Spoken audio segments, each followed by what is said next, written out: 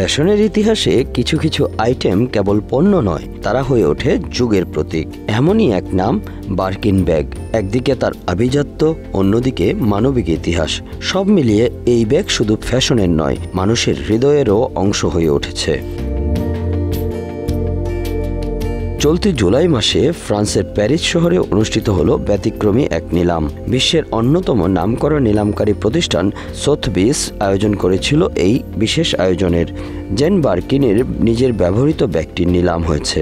ব্যাগটির মূল্য উঠে record $10.04 million, অর্থাৎ প্রায় 121 কোটি টাকা। এই ব্যাগটি কিনেছেন এক জাপানি সংগ্রাহক, যিনি ব্যক্তিগতভাবে ফোনে যুক্ত হয়ে ব্যাগটি নিজের করেন। এটি ফ্যাশন জগতের ইতিহাসে সর্বোচ্চ দামে বিক্রি হওয়া কোনো ফ্যাশন আইটেমের রেকর্ড। জেন বার্কিন ছিলেন একজন ইংরেজ ফরাসি অভিনেত্রী, গায়িকা এবং মানবাধিকার কর্মী। তিনি তার অনন্য ব্যক্তিত্ব, ফ্যাশন স্টাইল এবং সুরের কারণে 60 এবং 70-এর দশকে বিশেষ খ্যাতি অর্জন করেন। বিশেষ করে ফ্রান্সের কিংবদন্তি গায়ক সার্জ গ্যান্সবার্গের সঙ্গে তার সম্পর্ক তাকে আরও জনপ্রিয় করে তোলে। ব্রিটিশ ফরাসি অভিনেত্রী ও গায়িকা জেন বার্কিন একটা আন্তর্জাতিক ফ্লাইটে ছিলেন। তার পাশে বসেছিলেন হারমেস ফ্যাশন হাউসের নির্বাহী জিন লুই দুমাস।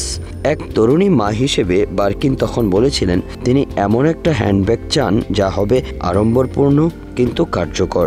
এই ইতিহাসের শুরু 1984 সালে। তার কথা শুনে দুমাস সঙ্গে সঙ্গে একটা ব্যাগের স্ক্র্যাচ আঁকেন, যার মধ্যে ছিল শিশুর বোতল রাখার জন্য আলাদা স্থান সহ দৈনন্দিন প্রয়োজনীয়তা পূরণের সব সুবিধা। হারমেস পরে সেই নকশা অনুযায়ী একটি ব্যাগ তৈরি করে বার্কিনের জন্য, যা পরবর্তীতে বার্কিন ব্যাগ নামে পরিচিতি পায়। এই ব্যাগ অচিরেই হয়ে ওঠে ধনীদের প্রতীক, ফ্যাশন আইকন এবং বহু মানুষের আকাঙ্ক্ষার বস্তু। একটি নিয়মিত বার্কিন ব্যাগের দামই $10,000 থেকে শুরু হয়। সীমিত সংস্করণ বা বিশেষ কালেকশন হলে এর দাম $1,00,000 ছাড়িয়ে যায়। হারমেস তার উৎপাদন সীমিত রাখে আর ব্যাগের জন্য অপেক্ষার তালিকাও বেশ দীর্ঘ হয়। এর ফলে এর চাহিদা ও গ্ল্যামার বহুগুণে বেড়ে যায়। জেন বার্কিন নিজে এই ব্যাগটি 9 বছর ধরে প্রতিদিন ব্যবহার করেছেন। এটি ছিল তার ভ্রমণ সঙ্গী।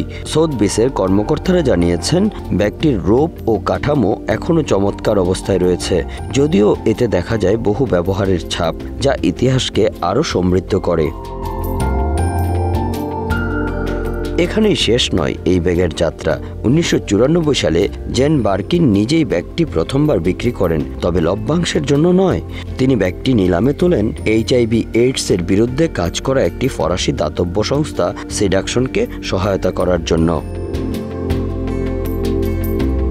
এরপর 2000 সালে ব্যাগটি আবার একবার নিলামে ওঠে এবং একজন ফরাসি সংগ্রাহক সেটি কিনে নেন।